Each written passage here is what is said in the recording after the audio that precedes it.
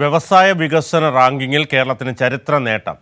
കേന്ദ്ര സർക്കാരിൻ്റെ is of doing business പുരസ്കാരം കേരളത്തിന്. വിശദാംശങ്ങൾ വിഷ്ണു തലവൂർ നൽകും. വിഷ്ണു, വിശദാംശങ്ങൾ. ദില്ലിയിൽ കേന്ദ്ര വ്യവസായ മന്ത്രി പീയൂഷ് ഗോയലിന്റെ നേതൃത്വത്തിൽ ചേർന്ന വ്യവസായ മന്ത്രിമാരുടെ യോഗത്തിലാണ് കേരളത്തിന് പുരസ്കാരം സമ്മാനിച്ചത്. എന്തായാലും കേരളത്തെ സംബന്ധിച്ച് വലിയ ഒരു ചരിത്രപരമായിട്ടുള്ള നേട്ടം തന്നെയാണ് കൈവരിക്കാൻ കഴിഞ്ഞത്. ഏറ്റവും മികച്ച വ്യവസായ സൗഹൃദ സംസ്ഥാനമായിട്ടാണ് കേരളം ഇപ്പോൾ മാറിയിരിക്കുന്നത്. ടോപ്പ് അച്ചീവർ സംസ്ഥാനമായിട്ടും മാറാൻ കേരളത്തിന് കഴിഞ്ഞിട്ടുണ്ട്.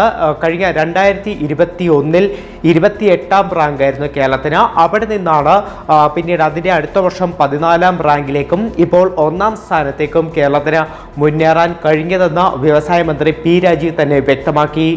കേരളം ടോപ്പ് അച്ചീവേഴ്സിൽ ഇത്തവണ ഉൾപ്പെട്ടു എന്ന് മാത്രമല്ല, ഈസ് ഓഫ് ഡൂയിങ് ബിസിനസ് വ്യവസായ സൗഹൃദ അന്തരീക്ഷത്തിൽ ടോപ്പ് അച്ചീവേഴ്സിൽ കേരളം ഉൾപ്പെട്ടു എന്ന് മാത്രമല്ല, ടോപ്പ് അച്ചീവേഴ്സിൽ ടോപ്പ് അച്ചീവർ കേരളമാണ്. യഥാർത്ഥത്തിൽ 1ാമത്തെ റാങ്ക് എന്ന് പറയാവുന്ന ടോപ്പ് അച്ചീവേഴ്സിൽ ടോപ്പായിട്ട് വന്നിരിക്കുന്നത് കേരളമാണ്. അപ്പോൾ കേരളം 1ാമതായി വ്യവസായത്തിൽ വന്നു എന്നുള്ളത് വളരെ അഭിമാനകരമായ കാര്യമാണ്.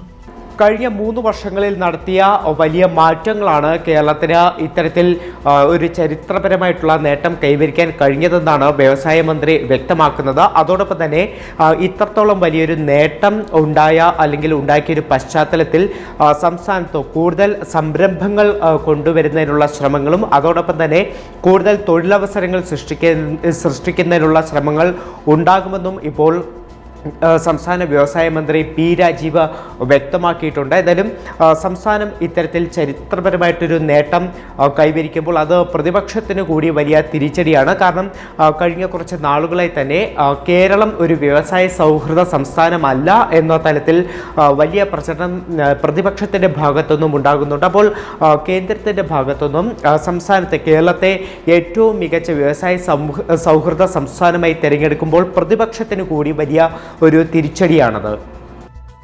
യെസ്, വിഷ്ണു തലവൂരാണ് വിശദാംശങ്ങൾ നൽകിയത്.